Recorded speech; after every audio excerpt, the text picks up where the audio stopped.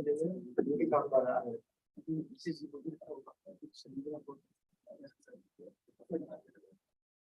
Okay, so I decided today to do half Blackboard and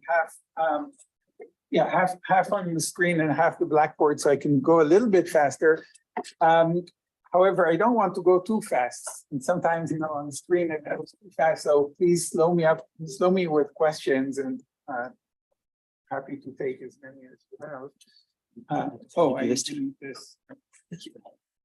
Before I go to start, I wanted to remind you of a poster session tonight, and just the blurbs, the 1 minute blurb, and slide blurbs. The poster is not after dinner, but before dinner, but right after the afternoon. But just so you don't have to rush to dinner. So we'll do. Yeah. No, you can reduce both. That was the intent, just to make it a little. I know it's hot up there, but it's the least bad solution, I believe.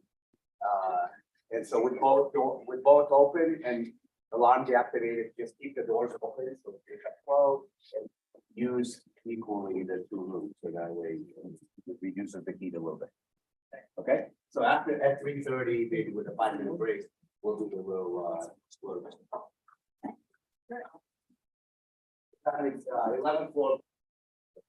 You get what's no, but you the arrival lectures.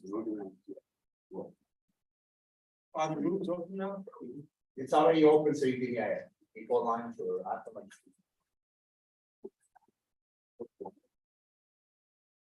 Okay, so a brief reminder about what I talked last time. In regard to the measurement-induced transition, I argued that there are different ways of looking at this transition from the point of view of the quantum information transmitted by this circuit. One is to ask how much quantum information does Alice transmit to Bob at the output of the circuit if Bob has access to the measurement outcomes. And this is quantified by the coherent information. And it's interestingly, the coherent information just becomes exactly equal to the average entropy in Bob's state averaged over the measurement outcomes, so over many shots. So this is, and you see from this that this is the same as the purification transition, because if there is like mixed state here, it means that there is information in the input, and the amount of information that remains is the entropy of the output state.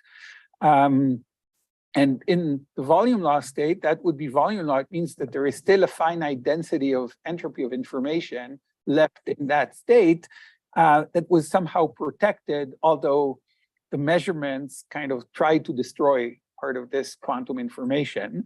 The other way to look at this transition from the perspective of the classical measurement, Eve that is doing this classical measurement, it is to quantify the classical information that Eve can learn about the state of Alice just from the measurement outcomes.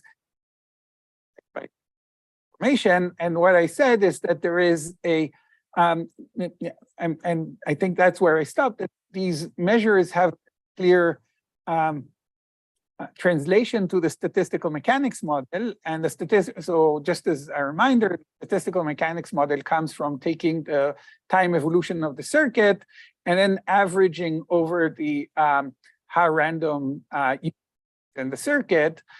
So from real-time, very complicated real-time path integral, it becomes a transfer matrix of on a set of this average over a unitaries. Each unitary in the circuit, this averaging projects you on states in this Hilbert space of multiple copies, and these two states can be viewed as Ising spins, and this is a transfer matrix of Ising spins in 1 + 1 dimension.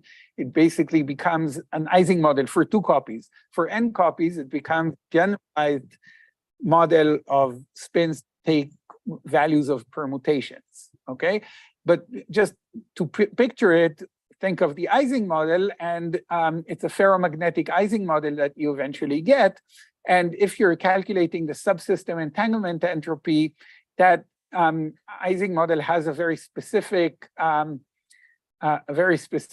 boundary condition at the top because of the traces we do at the top. There is a trace boundary condition in the B subsystem that impose spin up, and a multiplication boundary condition which corresponds to swapping between the ket and bra of the different copies that imposes downspin in this Ising picture, and that forces a domain wall to go through this boundary. And in this, I left this out, but so in this picture, the entanglement entropy between A and of subsystem A is simply the free energy of this domain wall. And if we have paramagnetic and a ferromagnetic phase, we'll have a phase where this domain wall is cheap, it costs order 1 energy, and a ferromagnetic phase where it costs volume law energy. Now, if we look at the other, What's the intuition of this ferromagnetic? Yeah, the intuition that it's ferromagnetic is the following. So why do paths want to actually in a single unitary, paths want to be equal in same and back and down and forward and backward, is because that in this way you basically cancel, if you have random phases, you cancel the phases exactly if you identify forward and backward configurations. Now you have 2 ways of doing that. You can identify forward and backward in copy 1 and forward and backward in different copies. Now, if you look at the larger unitary that is composed of, say, 2 unitary or more unitaries in the circuit, you can think of this bulk as a bigger one collective unitary that has the same feature, that the total, random path through that should actually be the same forward and back, the entire many-body path. And for the entire many-body path to be identified, you need to identify all of them. Cancel phases means, what is it from, like a quantum information point of view? Oh, no, it's not quantum information. Remember that all this comes from a path integral of, forward. I have to calculate this time evolution. So this time evolution basically is a usual sum over all the possible paths constrained by your measurement outcomes. I guess I understand the second level. I'm trying to understand, ferromagnetic. Okay, so ferromagnetic, breaking the symmetry means you have a large entanglement, and while so why you mean why breaking the symmetry means entanglement? Right. So one way to understand that is if I have right. So let's look at a pure state, which has no. You see that it's perfectly symmetric to permutations because I'm just repeating the same state, right? And I can, and that makes it symmetric to permutations. Now let's say your local state is pure. It means it's completely symmetric to permutations. Now, if your local state is locally breaking the symmetry, it means that it's not symmetric to permutations. If I make it mixed, instead of having a pure state here, psi, I have some over alpha, p alpha, alpha, alpha. It's like I'm entangling this ket and bra with each other. Now I can't really do a permutation because then I'll, this entanglement over to here. So breaking the symmetry, breaking the permutation symmetry is basically like making the when I entangle, when I make it it's some other part of my system, break the permutation symmetry, right? So I can think of that this way: how this is related to generation of entanglement of locally mixed state. Yes, exactly. Locally maximally mixed. Right, right. Now, this is a little bit, this is not exactly correct, because what I said is, if I'm mixing it from the outside, I'm actually if I'm coupling it to some external thing that supposes that I really want to mix this ket with this bra. But if I'm doing it all internally, where the system together is permutation symmetric, there is no reason why I will entangle this one with this one. I can entangle a different part of my system, can choose to entangle this one with this one. So, and that would be breaking the symmetry in a different direction. When my entire system is permutation symmetric, I don't have any preference of doing it this way or the other way. Yeah.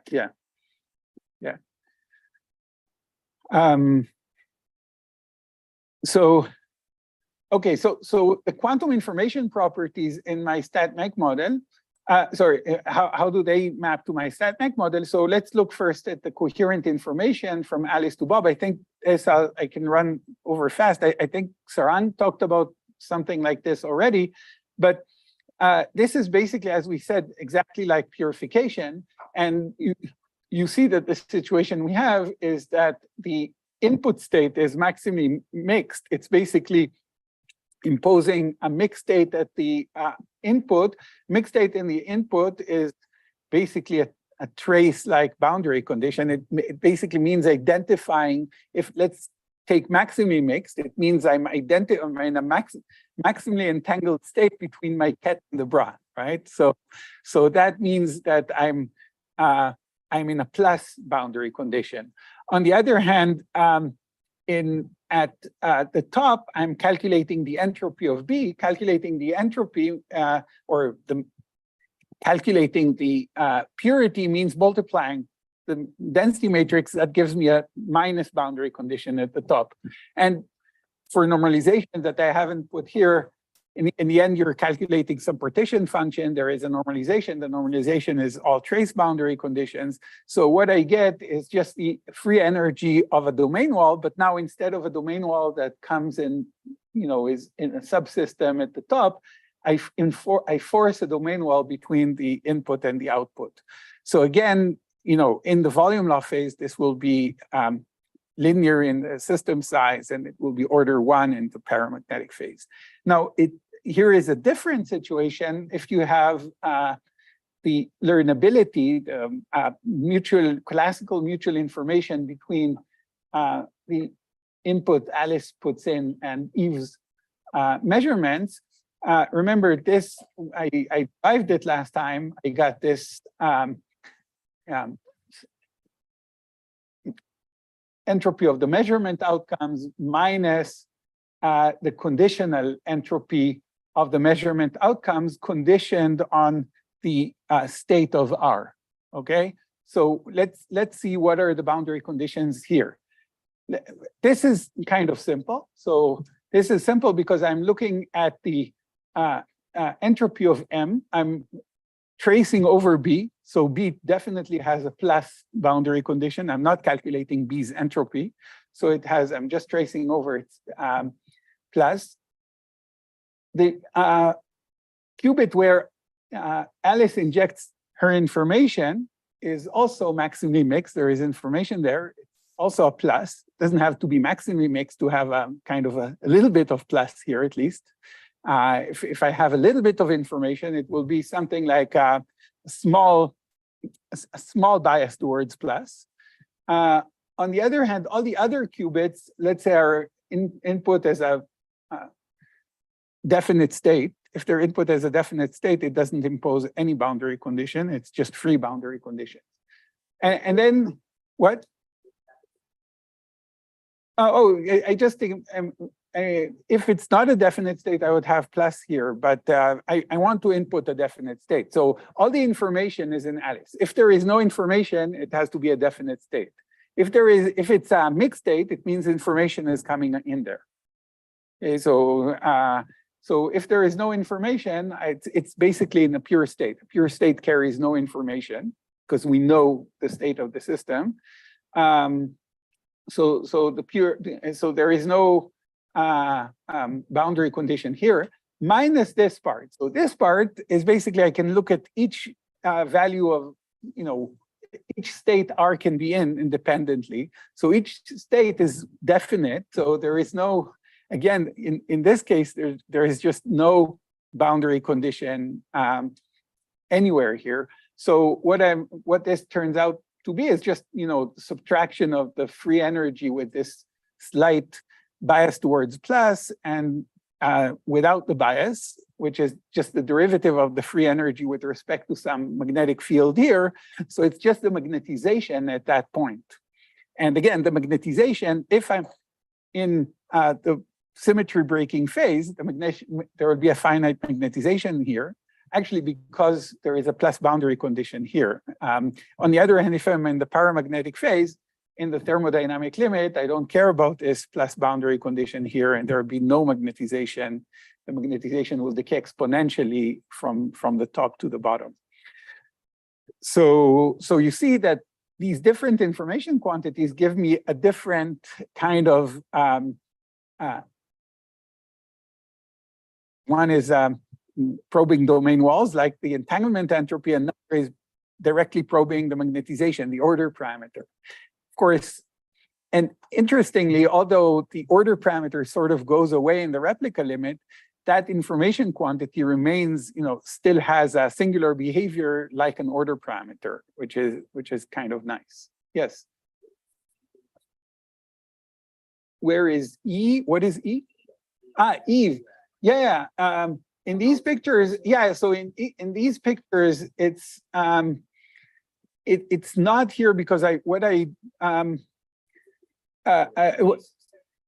yeah. So Eve is not in these pictures. It's just it changes. First of all, the fact that I have measurements changes my static model, and it just sets boundary conditions on. So if I'm calculating just the measurement partition function, it means I always have just plus boundary conditions, right? That because I'm not calculating entropy of anything else. That would give me just, so Eve is sort of implicit here.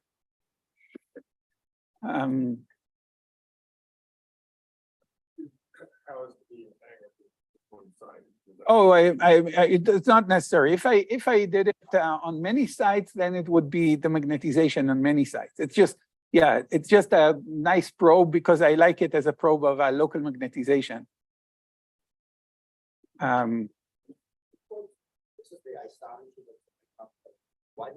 Yeah. So, okay, you can think about it. If you want to think, even actually the isometry that Sarang talked about, I think is more related to here. If instead of inputting everything, I input part of my state and I want to see if it's preserved, then I have some redundancy. There are a lot of bits that don't contain the information. The code word is only part of my system. And then that's the isometry. And the output I see, or average of SM, is basically how much information remains. When there is a definite state, yeah, so in this isometry, you input a definite state, I guess, in all the other qubits, and the qubits that contain the code word are kind of maximally mixed, or they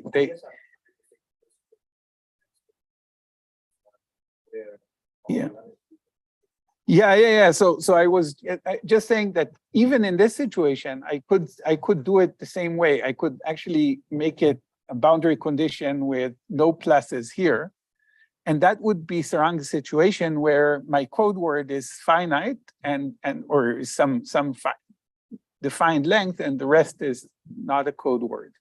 And it corresponds to this situation because this really quantifies the error correction, how much you can how much information Bob can reconstruct of the initial.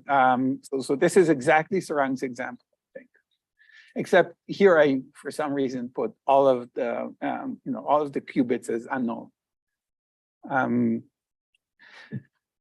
Okay, so this is completes. Yeah. Oh yeah, so the tildes here are just signifying the fact that this is I'm dephasing both R and M. So R tilde is like the dephased R, and M tilde is the M is always dephased. So maybe it's a bit confusing. But the R here, I decided to just dephase, and that gave me very easily this the fact that I have no boundary condition here. Okay, now I want to, my goal is in the end, so all of this is hard to measure because you see all these quantities are conditioned on measurement outcomes. And today I want to talk about how to overcome it. Yeah.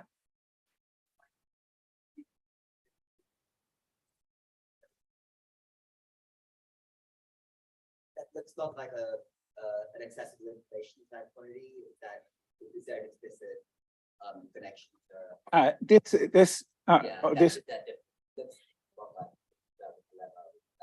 Oh yeah, embarrassingly, I should know that, but I don't. It must be related.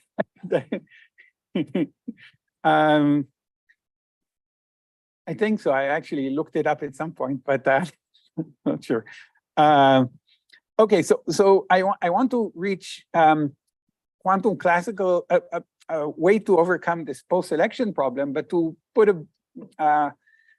to simplify this discussion, I want to look at an even simpler, and also because it's interesting in its own right, I want to now look at an even simpler framework for a measurement-induced coherent measurement-induced collective phenomena, simpler than the measurement-induced transition. And this is no circuit at all, no time dependence.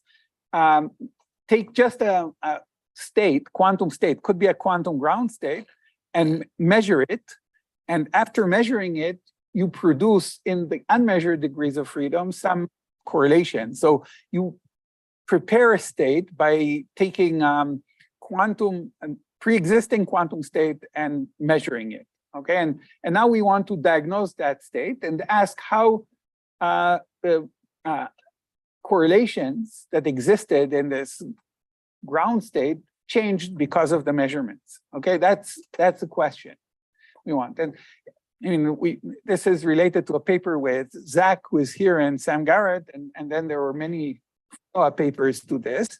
And what I'll focus on is that the state we're actually looking at is a critical state. And the reason that's interesting is that the critical state already contains pre-existing interesting correlations and entanglement.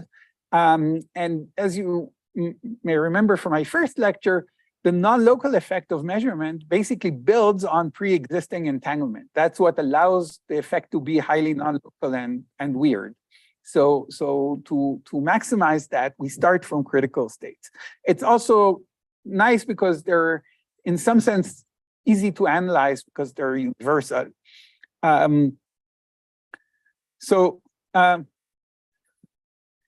Again, just like as in measurement-induced transitions, let's look at the experimental sequence. Experimental sequences, we have ground state psi. We then measure some observable, let's say we measure some operator z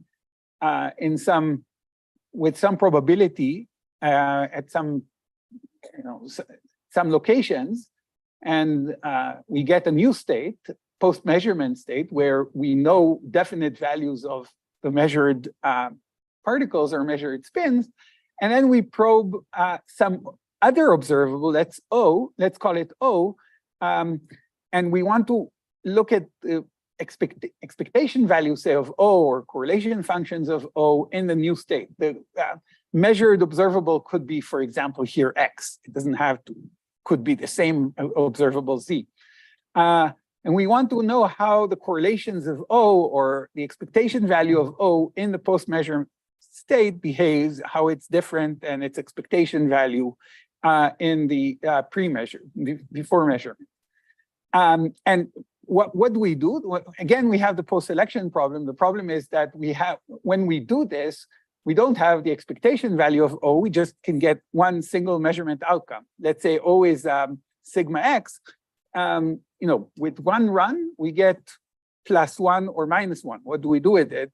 Usually we want to repeat, but when we repeat here, we don't, after repeating, we're not getting the same state. So there is, what's the point in looking at, the measurement outcome? If we just naively average over runs of the experiment, what we get is this, just the average over the probability of the measurements times the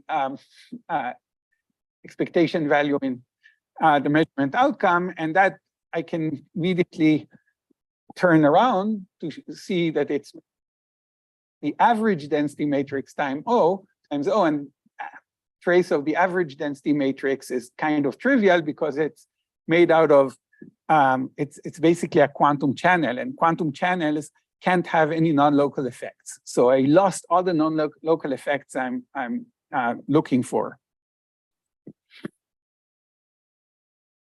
What I really want are the non-linear averages, which measure sort of fluctuations between different trajectories, right? And like this variance, for example, this variance, although this is a linear expectation value, this is a non-linear average, right? This part. So this kind of variance can give me something non-trivial.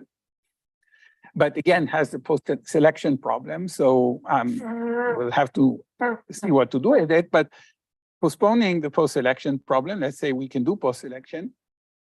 This is just to say that it's going to be interesting to do it to critical states, because critical states have entanglement in all scales and so on. And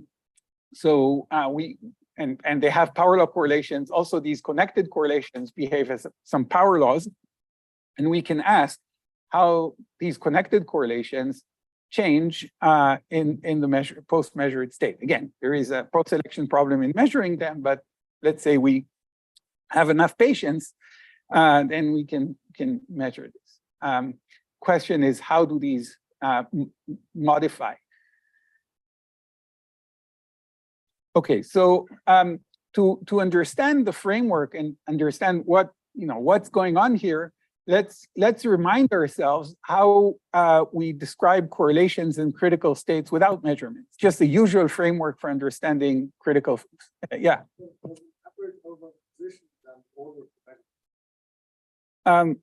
So we average over positions. We can average. We can put it all in the same average. There are two ways to do it. We can. In some cases, it's better to fix the measurement locations, first average over measurement outcomes, and then you have like a disordered problem for the measurement positions. There is another way of doing it where you average both of them together. As I did before, I can define measurement operators where there is a null measurement, where there means no measurement has been done. And that's also part of the measurement average. And in this case, there is no disorder in the measurement positions. There is just disorder in the measurement outcomes, in the trajectories. So we can lump it into the trajectory. And in this case, let me do that. It's simpler. So in this case, my measurement operators are m plus minus at site J. Let's call them m plus minus at site J. Do you see this red? Okay, okay. Our 1 plus minus, let's say, the operator I measure, let's say it's Zj over 2. And then there is a times square root of P. And 1 minus square root of 1 minus P times the identity matrix is, this is, I call M0. M0, J, is square root of 1 minus P times the identity matrix. So these are my these are the quantum channels. So in this case, I do the measurement. There is no separate average over location of measurements. This means no measurement has been done. And these, of course, follow that mj squared equals 1 sum over n. Yeah, these are the Krauss operators, right? So yeah, so thanks for the question. So let's set it to be the Krauss operators. Although I don't want to specify that I necessarily measure z, I can measure anything. Okay. Okay, so now let's get back to, I want a kind of nice framework, a stat-mech model, if you want, that describes this process, the correlations of the post-measurement state. So in order to get a nice picture of what is happening after the measurements, let's first remind ourselves what happens without the measurement. So, if we have a quantum, let's take the two-dimensional Ising model as an example. Everyone uses it as an example. It's nice. Here is the two-dimensional Ising model, let's say at criticality. Here is the tensor representation of the quantum state. But now we want to calculate some correlations in the state, and we know that there is a nice field theory picture. And the field theory is basically 2 + 1 dimensional field theory in the case and at the critical point. And the effective action is basically a Ginzburg-Landau action for the long wavelength description is a Ginzburg-Landau type action for order parameter with Z2 symmetry. Phi is the order parameter. And the fact that it's quantum is manifested in the fact that there is also this imaginary time direction, not only the two-dimensional space. So this is the field theory. And if we want to characterize the correlations basically are the correlations on a single time slice. These are the equal time correlations that describe the critical. These are the critical correlations we'll measure here on this state. Okay, so this is well known. It's just a nice kind of picture. Yeah. Okay, so what are the measurements doing? What the measurements are doing in this stat-mech picture, remember, it's just like in the case of this time evolution. When I measure something, I basically constrain the spin. I have still the same stat-mech model, same effective d + 1 dimensional model, except the measured spins are constrained to be in their measurement outcomes, with their measurement outcome. So in the long wavelength limit, if I want to do it somewhat softly, I can kind of do it like this. I can basically apply some small magnetic field in the direction of the measurement outcome. And M of X is this coarse-grained measurement outcome.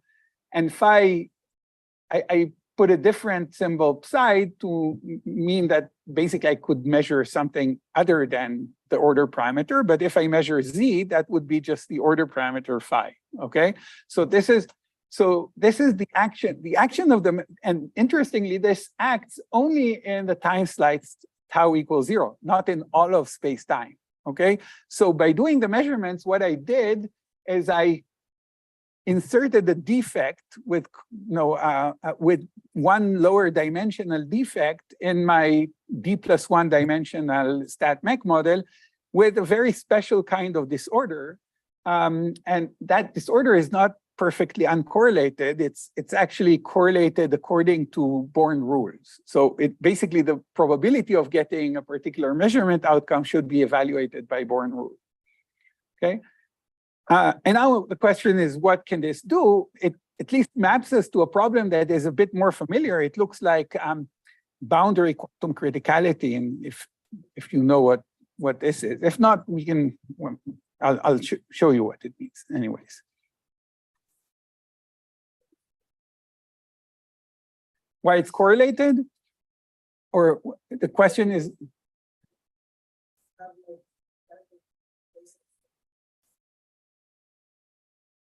No, it's correlated because the probability of particular measurement outcomes basically depend on the intrinsic correlations in the system itself, right? So, and they're long range correlated because it's a critical state, the Born probabilities, okay? How to take care of that, let me, in a few minutes, I'll talk, yeah, about that, yes. So what is this imaginary?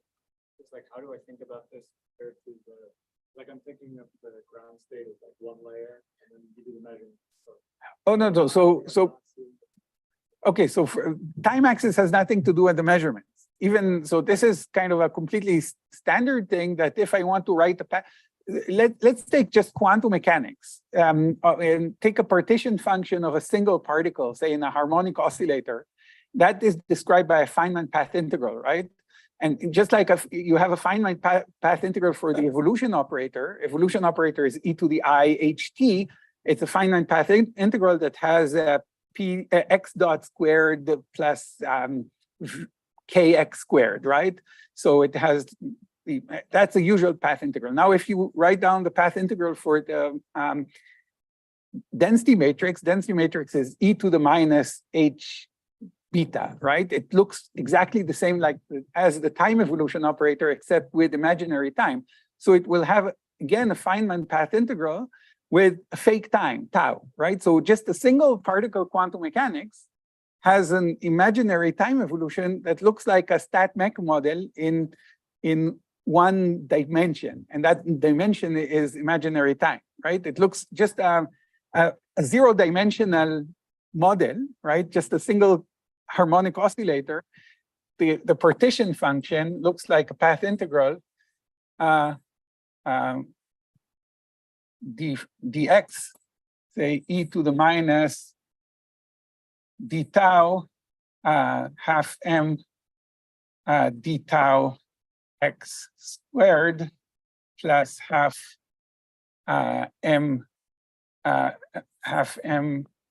omega squared x squared, right? So this is the path integral for a single harmonic oscillator, single degree of freedom. Look, it now looks like the partition function of some classical string in a harmonic confinement, right? There is a suddenly right. This is like a canal, and there is a string oscillating in this canal, and we're calculating the classical partition function of this string. Where did this extra dimension time come from? It came from the non-trivial commutation relations in quantum mechanics. But this is where it has nothing to do with measurements. It has to do with the fact that the partition function of a quantum system basically looks like a partition function of a classical system with one extra dimension. There is this time dimension. It has to do with the fact that the density matrix, it has the form of imaginary time evolution.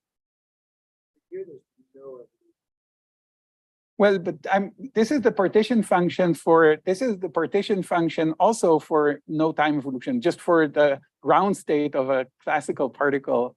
There is no time evolution at all, right? So this evolution is not time evolution. You see, because the zero temperature partition function is like imaginary time evolution for infinite time, right? So this is just take this time to be infinite, and there is periodic boundary conditions. But right, there is no time evolution. This is completely fake time. This is not time evolution, okay?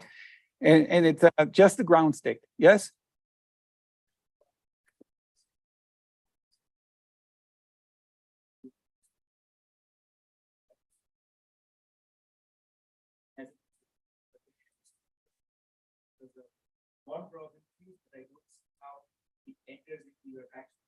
Well, it doesn't enter into my action. It needs this field M that I had in my action has to be averaged. So, like a disorder averaged problem, I didn't write when I do the averaging, I'll have to do the averaging properly. That will take into account this Born probability. I'll do that on the board in a minute. Okay. Yeah, this is an action for a particular trajectory. Thanks. Yes, absolutely. Okay. determined by what happens without M?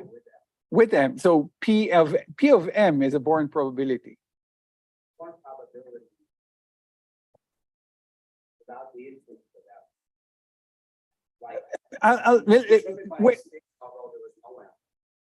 there is determined by, well, there is no mid-circuit measurement, but P of M, in terms of my P of M, is equal to expectation value of MM squared. In the state without it. In the state without M. Yeah, in that state, but M of M, right? Because and M of M, when I write M of M, let me define it. It's product on all sides.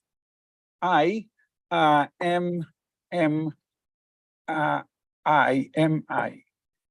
Okay, and this is M vector, let's say. Okay. States in there. The state, yeah, thing on it. But when I have vector M, there is a different probability for a different vector because it corresponds to a different outcome, a different Krauss operator, right? Okay, so the Born probabilities that I'll have to average. So in 1 minute, and I'll do that on the board, see to average exactly. But this is a little complicated. I want to show something that I can do even without doing this kind of proper averaging, just to show an example where things work out kind of simply. So here is the simplest example. So let's look at the Ising model, where the measurements I make are, I measure the order parameter Z, and how does it impact the correlation function? Again, it's quantum Ising model, ground state at the critical point. I want to ask how measuring Z will impact the correlation function, the connected ZZ correlation order parameter correlation functions. And I claim that this is really simple to solve, and I can heuristically without doing any replica averages, because it's described. If I look at the 3-dimensional case, correctly described by the Gaussian fixed point, so up to log corrections, because in 3-dimensional Ising model, I can't draw it, but it's 3-dimension space plus imaginary time tau. So you can look at this picture, but imagine in your head 4 dimensions. So let's do this 4-dimensional problem and see what happens to the correlations. This is something I can kind of solve easily.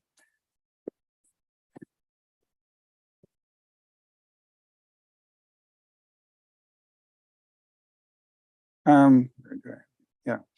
Okay. So yeah. So it's Gaussian fixed point. So S naught is just d dx d tau phi squared plus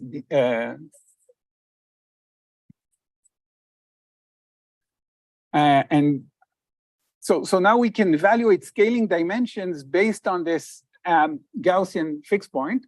And what I want to ask is, what is the scaling dimension? In the end, I want to ask, first of all, what is the scaling dimension of the perturbation? Let's call it S mu for measurements, which is, say, mu times integral d dx. That's what I wrote for x times mx times phi of x. So one thing I can see that in the Gaussian fixed point, you can immediately find that dimension of field phi is 1-2. Okay, so now from this, for example, you can immediately see that the correlation functions in the ground state, phi x, phi 0, in the ground state minus phi x, phi 0, just by simple scaling argument, must be proportional to 1 over x squared in 3D, because or in more generally, right, it's x to the power minus x to the power 2 times the scaling dimension of phi, because we have phi twice here.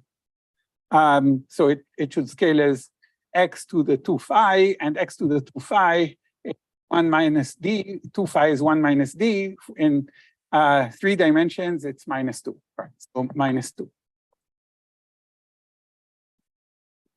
Okay, now let's see what is the scaling dimension of the perturbation.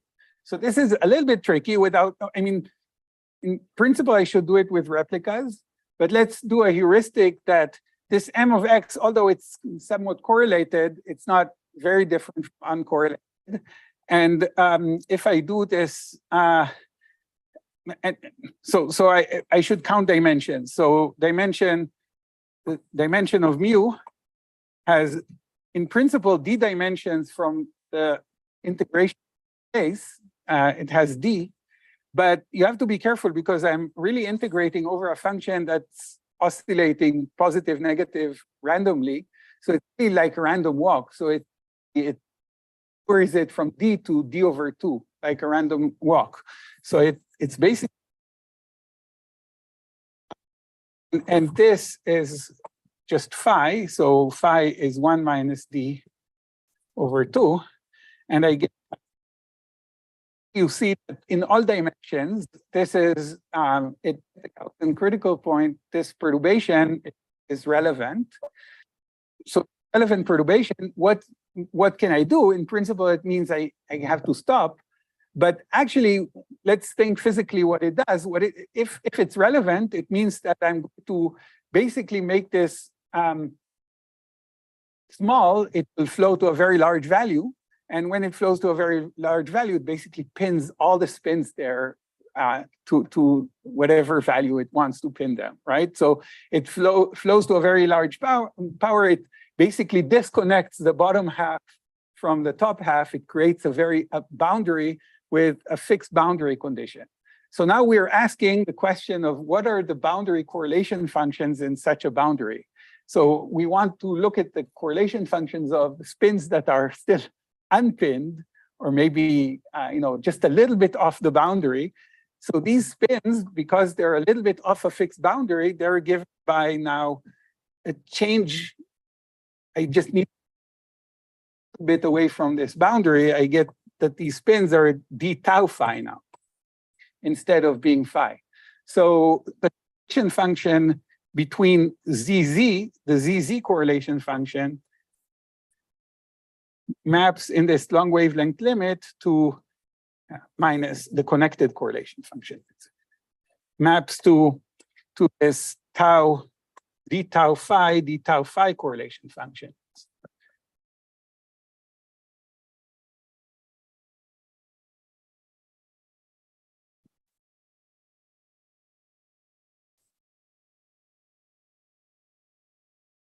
So basically, by the fact that I pinned spins, I now have, when I look at correlation functions close to the boundary, they change from being order parameter to a derivative of the order parameter. And that means that the scaling dimension of this field is lowered, right? D tau phi has a scaling dimension of one lower. So it's actually minus 1 plus d over 2. So accordingly, the correlation function of d tau phi should go like 1 over x to the 4 in 3 dimensions. What? Yeah, exactly. Yeah. So this is just, yeah. So basically what, and the end result, we need to check that by doing kind of proper replica average. But if this is true, then it's kind of neat, because what we find is that we do local measurements and it changes the correlations over infinitely long distance, right? It, it's Lieb-Robinson bounds can't allow it to do it very process. There is some, we've changed the correlation functions at arbitrarily long distance because of applying some kind of local perturbation. Okay, so now I want to show how do we actually do the real kind of correct average. Yes. The path interval of negative imaginary time and positive imaginary time for ground Um, yeah, you can think about that, right? Yes, yeah. That's a good way to think about it. Right. You can also think about it as can think about it as closed boundary, periodic boundary conditions at the top, but so it doesn't really matter, but yeah. I'm confused because, so I can think of this problem, like there's nothing happening in a ball, I can just integrate the ball out. Yeah, but Now I can look right. at how it goes zero. Sure. It's just a, so now I have, three-dimensional, time equals zero, field theory coupled to random field, except that three-dimensional field theory will be Non-local. correlated. Yeah. You'll get like mod K. Yeah. But so now, if I introduce disorder there, it'll be relevant. Yeah. It is relevant. Yeah. It is relevant. So that means even if tau equals zero, you're in the disordered phase due to the Yeah. random field. Right. But so what does that mean? Because like, Well, I mean, the somebody- disordered phase is that these random fields become, okay, at least in my heuristic point here was that what this means is that the system would want to, minimize the energy of that term in the action, which basically means nearly pin all the fields in the random pattern. And now I ask, okay, but what is the correlation function? In reality, I do have remaining degrees of freedom that are unpinned. So heuristically, I look at these degrees of freedom as that's basically from Cardy's book of how can you describe boundary correlations. If the boundary is pinned, then I look at the boundary correlations as some correlations of a field just a little bit, delta off the boundary. But is there any physical meaning of correlation, not a little bit away, but at time equals zero, where naively I would get that it's random, but on the other hand, how can it be well? Yeah, I think a little bit away, and in the remaining degrees of freedom that are unmeasured should be the same thing. That's the State right. is random. The state is random. The one thing is- Yeah. Even the ones I didn't measure are kind of almost completely random. They're in the disordered phase, but there is still a non-trivial correlation. There is still a power correlation. The connected correlation is still a power law. It's just decaying much, much faster. Yeah. Yes. Why it doesn't apply to? But the disconnected disconnected correlation functions. Disconnected correlations you do an annealed average for disorder, and they basically the disorder the way. It's not, it doesn't apply to the annealed average. Here I'm doing this, what I did here is for a single trajectory. It's not even averaging over disorder, right? I didn't average over disorder. So it's true for a single trajectory. I did a single trajectory calculation here. I didn't average over disorder. If I want to average over disorder, average over disorder, I need to actually do replicas. So let me just sketch what I need to do really more. Yeah. This guy connected quantity, what that's the ideal part. It's the disconnected part. The ZMZ0. Yeah, the disconnected part is the important one. That's right. So what do you do? Here I didn't do annealed or anything. What I did here is a particular M. This is both. It's both. Like it's dominated by the disorder, right? With the disconnected. Yeah, but here it doesn't matter here. What I did here is just do any averaging here. I just looked at a single realization and I took into account the fact that it's random in space, but I didn't average over different realizations. Yeah. For what? Yeah, Z2 symmetry. Well, no, I don't have a Z2 symmetry for each realization. Just average over realizations or average over space. Yes. Yeah. Yeah, but it's still perfectly legal to calculate this Zi, Zj, right? So it's correlation function. The connected part.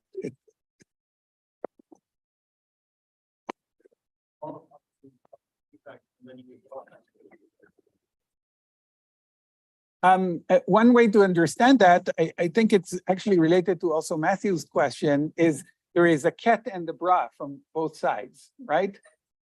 One is two copies of measurement. Like if you're evaluating some operators, sandwich between the state on which the measurements have been done and another state. Yeah, but it's just identified. It identifies the measurements actually identify the degree of freedom that comes from the left and from the right. Basically, those degrees of freedom that are measured have to be the same on the left and the right. Right. So and the same in the left and the right, and they're basically non-fluctuating. In the path integral, you can't really sum over them because they've been fixed by the measurement. One is that if I bring those two things together and calculate observables between those two, it's the same thing as putting those two together. Yeah, but the observables you're looking at are at non-measured sites. Okay, the measured sites don't have any observables between them. I'm not looking at observables. Let's simplify it and have the observables in non-measured sites. Yeah, yeah.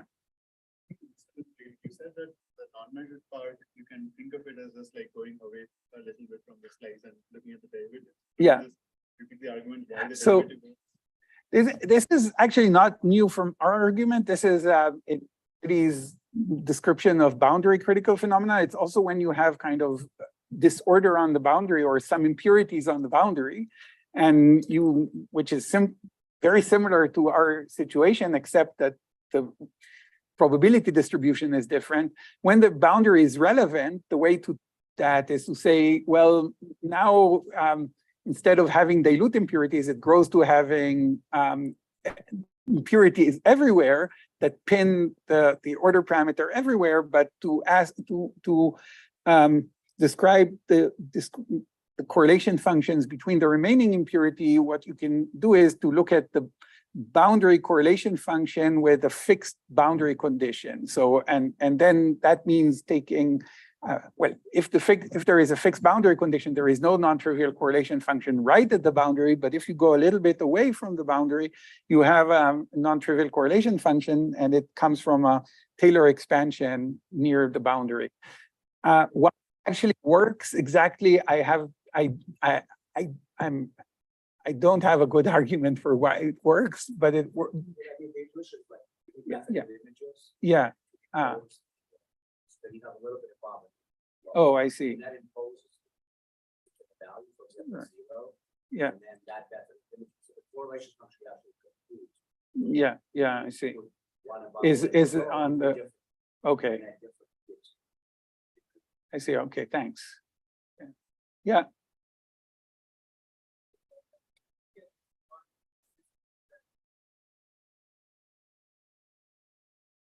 Yeah.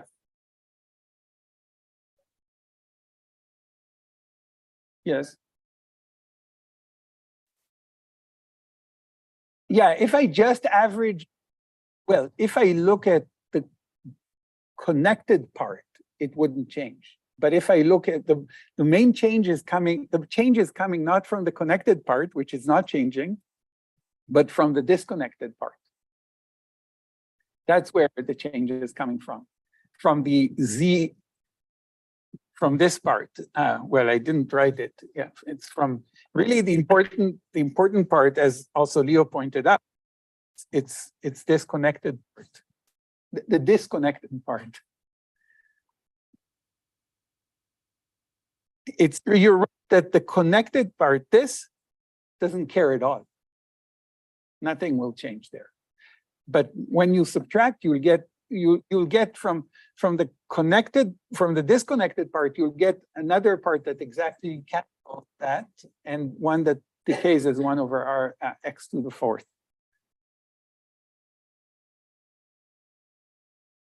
What?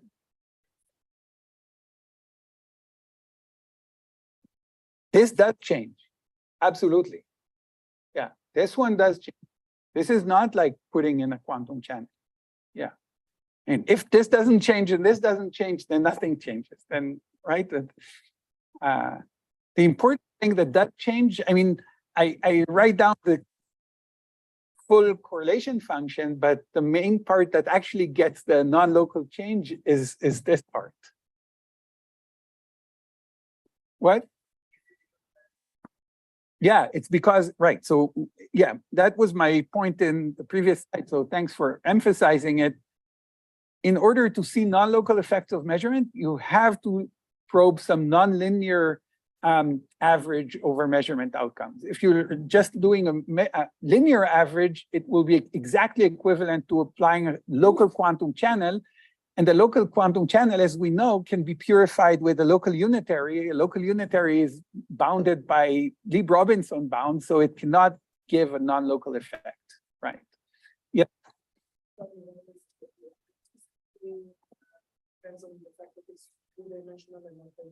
Oh, it's just the fact that I can use the Gaussian theory. In one dimension, I can also solve it instead of using Gaussian, using the exact solution for the Ising model. I could do that. So do it for the 1D system. Yeah. So I can believe that you can treat M as a Gaussian variable, but it seems like M, it's a Gaussian random field, but not short-range correlated because it comes from its variance. Yeah. Set by this non-trivial power law for critical state. Yeah. Yeah. So I would think the power counting then is different because you're now, this root D over 2, root N effect it's a short range correlated thing, but now actually you're integrating over something that's power law correlated, not a delta function. So what are you saying? This root. Oh, the counting argument, because yeah, but it actually does work. So let me show why it works. So what you're saying is that my heuristic argument was problematic because it's correlated disorder. Right, I would say it has to integral of MS. Yeah. So I agree. This was like a very crude assumption. It turns out to work, and I'll show you in the replica that it does. I mean, in the replica field theory, it does give the same answer, except translated to squaring, to looking at variances. Yeah. Okay.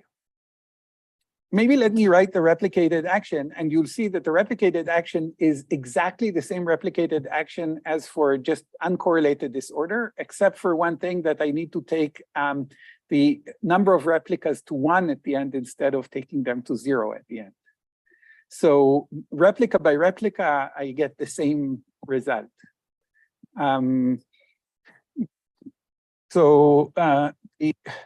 Let me how to write down, how to calculate this using replicas. And it's actually a very nice example because it's much simpler, I think, than the circuit problem. So, okay, what do I want? I want this disconnected part. So there is a probe operator O. I want to measure the correlation function OM, O at 0 in M. That's what I want, average over measurement. So let me write it like this. And this is, so let's see what it is by noting my Krauss operators. It's a sum over measurement outcomes. PM, same thing, PM, OM, OM. Or M, O, 0, M. And now let me write it as,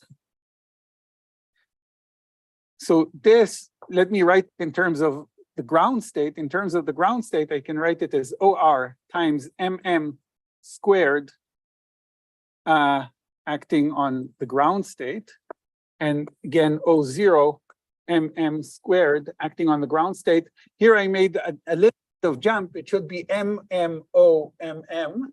And the reason I commuted them through is for Z and Z, they commute, but even if I measure the non-commuting observable, I'm really interested in measuring sites that are not, in probing sites that are not measured. So it just commutes because it's different sites in this case, okay? So I can commute it through here. And then I need to, in principle, have PM here. And then I need to, so because of the normalization, I need to have MM to what power? MM to squared, but PM is itself MM, so I can erase this here and a square here, okay? So now this is what I want, yes? There is no replica yet. It's just position, yeah, position R and 0. There are no replicas. Now I'll need replicas. Why do I need replicas? Well, because I'm now summing over M, and I have again this looks like a this is an average over measurements, and this is in the numerator. And sorry, it includes both the numerator and the denominator, and I can't easily do this. Replica. Now it's hard to calculate this.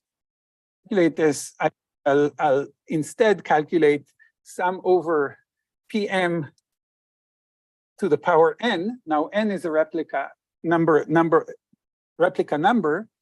O R M. Sorry, O R M O R M over M. PM to the power n, and I'll take the limit limit of n go to 1. Note that if I take n go to 1, this will become just 1, sum over probabilities, and this will give me exactly what I. So this is my replica limit. What it will do for me, it will separate very nicely. The denominator and the numerator will each have a separate. I can do them separately. So let's write this out explicitly. So this is sum over M. M the Krauss operator squared 0 to the power. Let's show it in a minute. N minus 2. The 2 here is because I'm going to write here O R M squared. This is exactly what appears here. O0 MM squared. I need normalization, and I put them here. This is, the square that I had here before, and the n here is for the m to the power n. I need to sum over m here, mm squared to the power n. Okay, so this looks horrible, right? It looks like I didn't do anything, but I really did, because now instead of a single sum over m here, I have separately averaging. I don't have a denominator problem because I separately average numerator and denominator. Let's see how it looks, and let's give it a much nicer form. Really, because if you really look at them, they're I can lump all. I have many averages here over the state psi naught. I can, instead of that, introduce a state psi naught to the n, and replicate ground state. Let me write this in a much nicer way. So I'll rewrite this. This is the correlation function I want, right? This is correlation function O R M O R M. And I'll write it now as sum over M.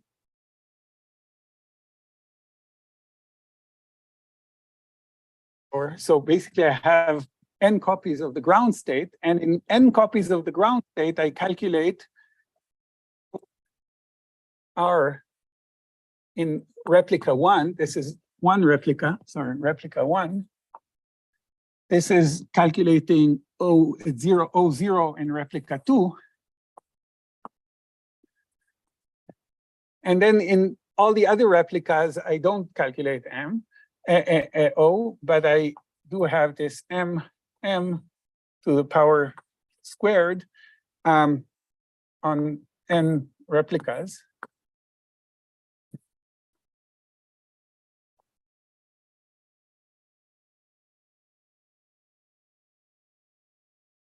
In fact, since M appears here, I can even put my sum over M into here. This is the numerator, and the denominator basically looks exactly the same. This is a ground state replicated n times, and I'm calculating now exactly the same thing, except without these operators.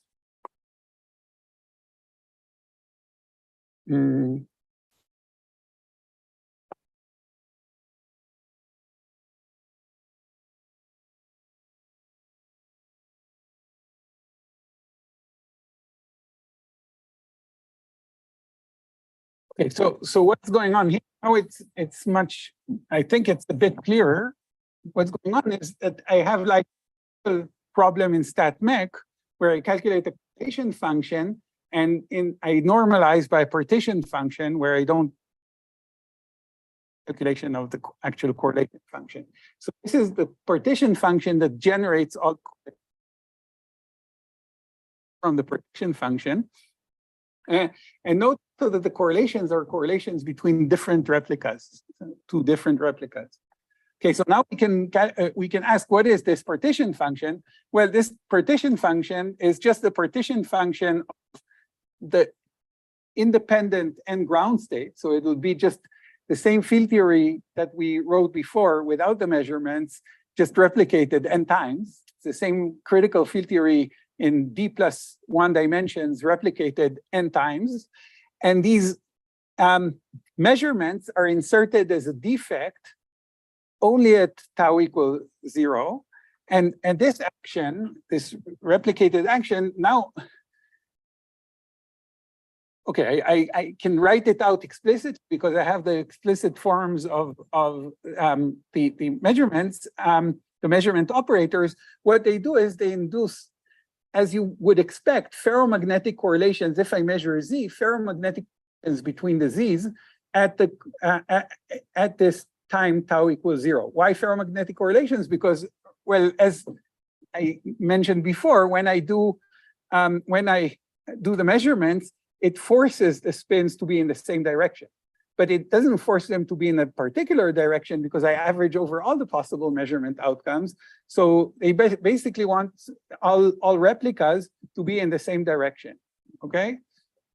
Because, you know, independent of the replica, my measurement outcome is the same measurement outcome. So I have basically, so let me not kind of, writing it out explicitly is sort of easy because I have the exact operators there, but it's just a little bit messy. And in the end, it's just ferromagnetic interactions. So I can, let me just write the action.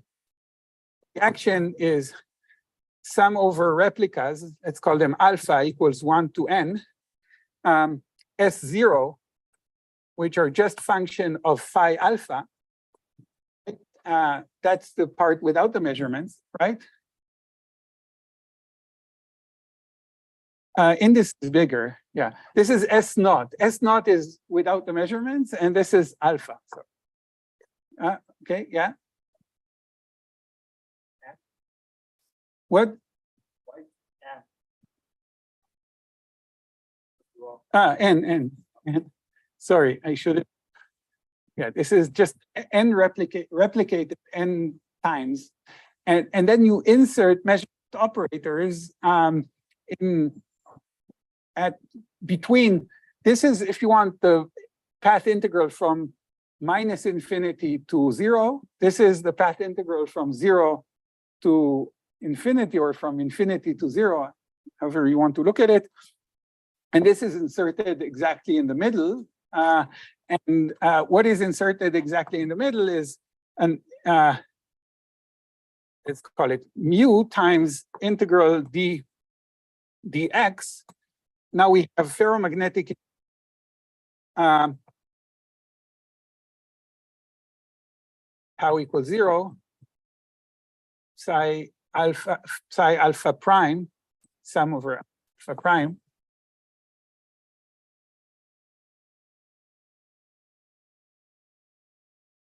where psi is not necessarily phi. If we are interested in measuring the order parameter, then this would be phi.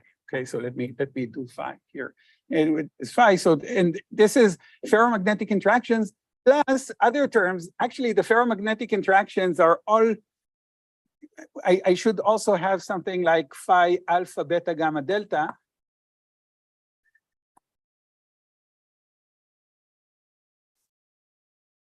Plus terms that couple 6 replicas, plus terms that couple. So this term will give me all these coupling terms.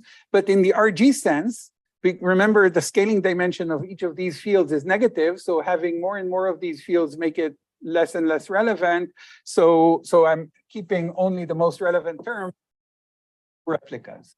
And this is basically the replica field theory. Now you can check whether it's relevant or not by simply doing the scaling analysis on this term. And you see it's now this term has, this mu is different from the mu we had before. Let's call it mu2 somehow. We can the scaling of this mu, and we'll find that, well, the scaling of this mu is equal to 1 minus plus 2 times phi instead of one time phi. So we'll get exactly what we got before. This is basic. This U2 is basically behaving like the variance of the non-replicated disorder. Yes. Again, what happened to the M of X, the disorder Yeah, so that was integrated over. So in this, we already integrate over this to get the, so it was basic. It's another way of, like in the usual disorder averaging, you integrate over the disorder and you get rid of it. And now everything is translationally invariant in the replica field theory. Yeah, so I didn't do this explicitly, but there is a sum over M that you can do exactly. And this sum over M is what gives you the many ferromagnetic terms. Ferromagnetic interactions between the, and so that's right. So now you get, after integrating over the different measurement outcomes, just like integrating over disorders, you get the average translationally invariant system. And the effective term that you get from the disorder after averaging over the disorder basically represents how the variance of the disorder grows. While before we looked at only the single disorder term, that's like the original disorder. And that's why the scaling dimension here will be double what I calculated before. So it's 1 plus 2 phi, it's 1 plus, again, and which is minus 2, sorry, something is wrong here. Sorry, no. So D plus 1 minus D, get 1, which is exactly twice the scaling dimension I got before of half, because this is the scaling dimension for the variance of the disorder and not the disorder itself. So the yeah. Is that relevant? It's relevant. So whether they're relevant or not as a strong company fixed point. Oh, that's right. So you say whether they will probably all be relevant at that fixed point. I just don't know the fixed point exactly. The fixed point, the strong coupling fixed point is only a boundary fixed point where I basically pin the fields. So I think they're all going to get relevant there. You want to understand that. At least if it's Gaussian, it's still Gaussian. It's just, I think what it means is just you're just pinning everything. It's described by this, I can describe it in terms of going, yeah, so 1/5 What I calculated, I think will still be correct. I think that description, it's kind of a trivial fixed point because everything is Gaussian in this case. In the case when I'm actually looking at it, when I look at 1D, I think it's probably not so well understood because there I can't use the Gaussian. Well, maybe I can still do something. Yeah, it's a good question. I don't know. Okay.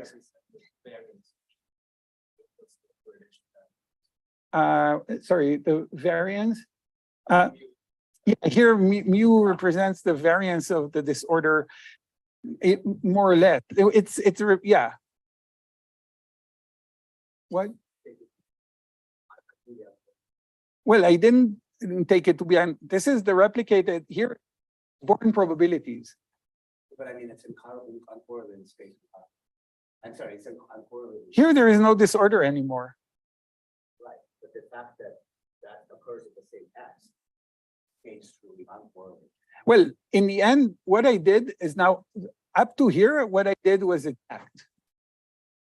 No, I know, but the input to that is it's not correlated in x. But we got correlated space. Well, Because those pies occur, two replicas occur. wait. P of M, the different measurement outcomes are correlated because they're Born probabilities. The probability of getting different measurement outcomes spatially must be correlated because the ground state has large correlations. So, and large scale correlations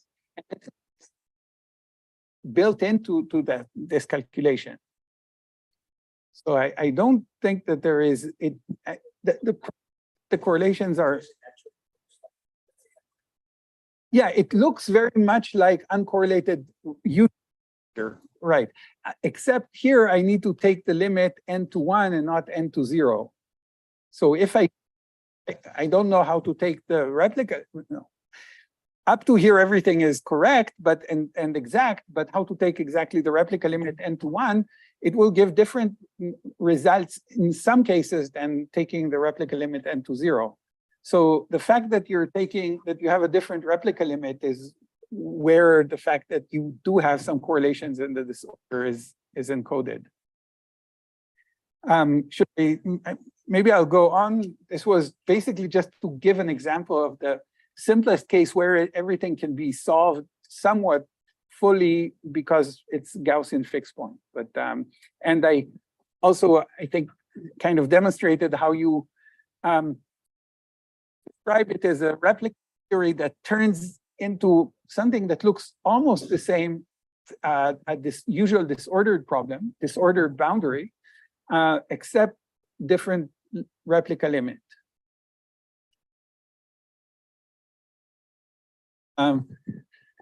Yeah. You made the x, the z, so that's like pi square term. Right. Then can you get like special boundary condition where the boundary orders with 4 balls or something like that? Like you can this special class. Can you basically, yeah, suppose you go slightly off criticality sometimes. The bulk is not yet critical, but you can. Yeah. Yeah, of course. So you can, you can use that in order to get a transition in the boundary, and it would just be a 2D kind of very simple classical 2D transition on the boundary. Yeah, so you can do that, and sure. Yeah, you can tune the boundary effective theory when the bulk is disordered. Yeah. Are there cases where you, without taking replica, you can do exactly because of supersymmetry that. Yeah, maybe in the free fermion case. For example, Yeah. Even the 1D, 1 plus 1D eyes, Yeah, yeah. I mean, eyes would then do exactly.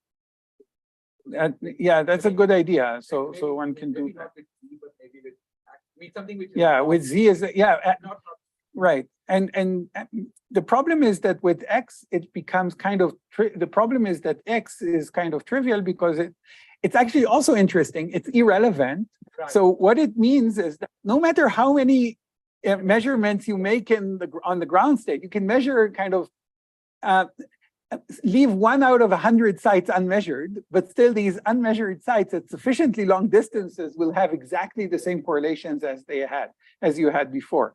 And that's kind of surprising. Now you can go to another, it's more interesting to do it, by the way, in the Latinger liquid, where because in Ising, you're fixed to this free fermion case where it's irrelevant. Now, if you do it on a Latinger liquid, which is a one-dimensional quantum liquid, it also describes correlations. It's not a quantum phase transition, but it's a continuously tunable quantum critical state. You can tune the scaling dimension continuously, and then you can tune to a k equals half, where exactly it becomes critical, and then you can tune a transition between a situation where your measurements are of, say, density. Suppose in a one-dimensional quantum liquid, I measured particle density at some locations randomly, and I asked what are the density correlations after measurement, or what are the phase correlations after measurement. And what I find is that if you can tune to a critical value of the interactions or the Latinger parameter or the scaling dimension, where the measurements turn from irrelevant to relevant, which is kind of neat. If you, on one side of this transition, no matter how much you measure, you're not going to see any difference at sufficiently long distances. That's also a situation where you can have some control on what is the strong coupling fixed point, by the way, because the strong coupling fixed point you can reach by duality. And then you can see the entire crossover from, if the measurements are weak, but you're in the regime where they're relevant, you see for some short distances, some intermediate distance, short to intermediate distances, the ground state correlations, but very long distances, you reach some strong coupling fixed point that now you also have some access to by duality. So this is a more interesting case, but slightly more complicated to describe here. Okay, so I don't have much time, I guess. No, this I wasn't even intending to go through. Now what I promised before is to talk about the post-selection problem. Probably I'll just introduce it now and talk about it in my last lecture. So maybe half of my last lecture will be on trying to overcome the post-selection problem, and the other half will be on decoherence-induced phase transitions and topological states. So just maybe 5 minutes to introduce this topic, and so far I assumed that we can diagnose the post-measurement state, but as I said, this is very hard, because how do you diagnose a state that you can get only once, right? This is the measurement problem. I have the post-selection problem. I want to measure the expectation value of the probe observable X in the measured state psi m, but in one shot, I get just one. Next shot, already have a different state psi m, so I've lost that state. So what do I do? It looks like I'm lost. And as I said before, if I try to do naive averaging, I'll get a linear expectation value that's not really interesting. So here is kind of an idea for starting point for how to, what we want really is an unobservable. We want a nonlinear expectation value, this a nonlinear average of, say, an operator X in the measured state M squared. We can't do that, because for that we'll need to know the expectation value and average over that squared.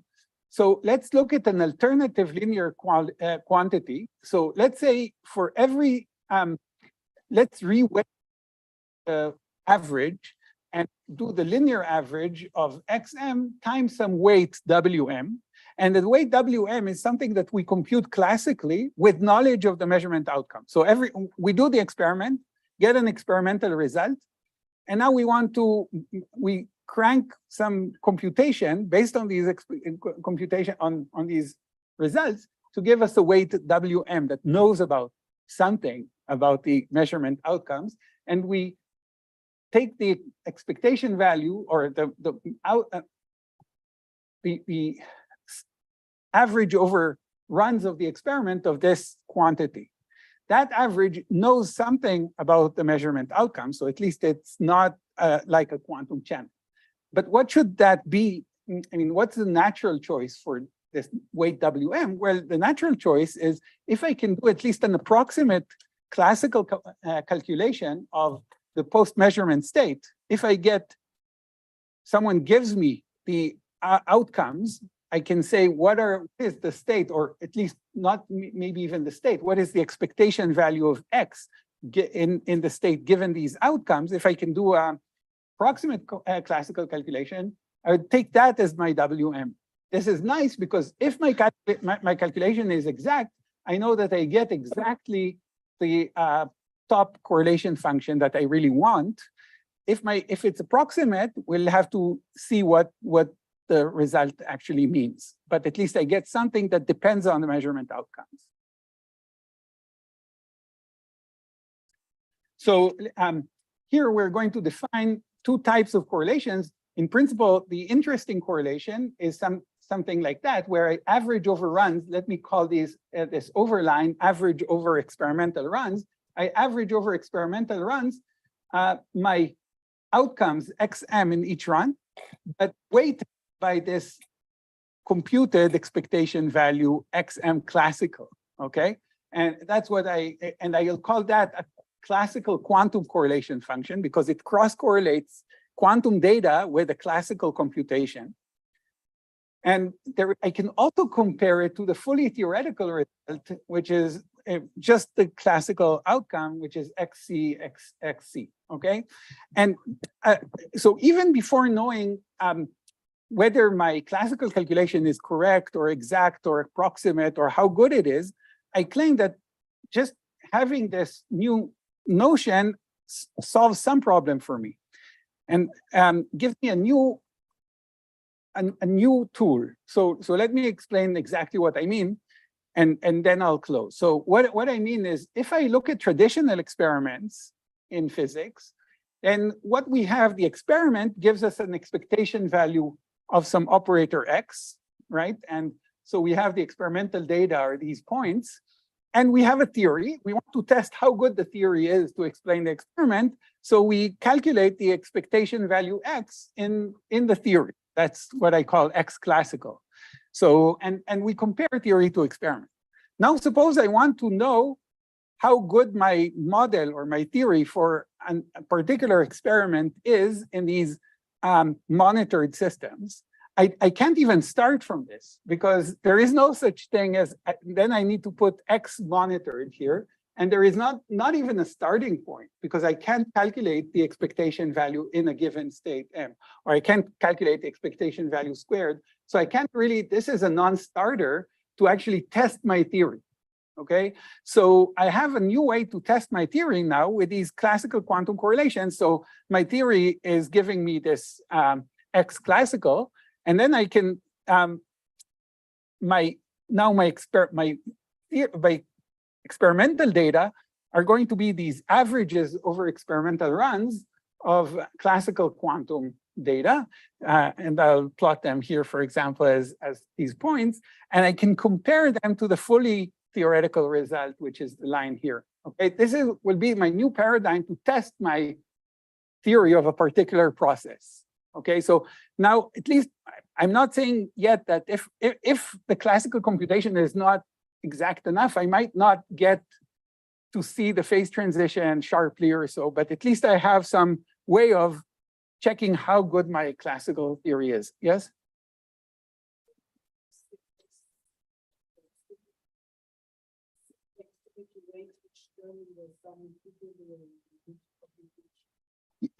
Well, but this is just a usual average. It's not it's a linear average. I just Monte Carlo average it.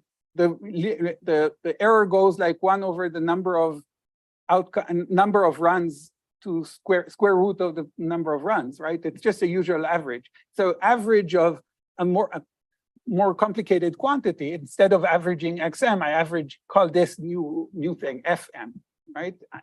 FR, F run, right? And I average over this. That's easy to average. Okay, so there is no exponential post-selection problem. It's just usual averaging. Yes?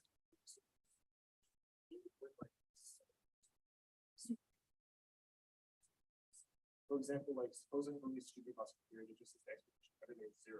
Yeah. Those quantities perfectly match, but Actually, it's not so stupid. Actually, it's an excellent question in the situation that I would be interested in, which is exactly this problem comes up.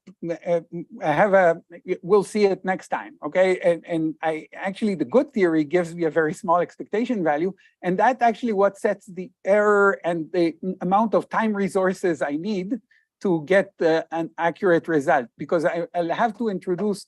So instead of the 0, I'll have to inject some noise that will make me less accurate and make it non-zero. If I want to get something to some epsilon accuracy, I'll have to make the number of runs I'll have to make will have to scale like 1 over epsilon to some power 2 or something. And this exactly comes from the fact that my classical theory gives me zeros. So we'll see how it comes up, but it actually is a problem, and that problem exactly sets the exact resources. The resources are never exponential, but they might be kind of bad power law because of these issues, and that you can always correct by adding some, going away from 0 artificially, but that gives you an error that you will need to overcome by So last is that this is nice. It gives me a way to test my classical theories, but it still does not really diagnose model-independent quantities in my system, because this is model-independent and this is model-independent. Both the experimental result and the theoretical result are both model-dependent, dependent on my classical calculation model that gave me XC. Okay, so what I'll show next time is how to at least constrain the value of model-independent quantities, like information quantities we want in the measurement-induced transition. So I'll focus on measurement-induced transition and the quantum information quantities we want to extract from it, and see how we can extract not them exactly, but both a lower and an upper bound on them, that we can see how if they are close to each other, we know that we've done well. Okay, so thanks.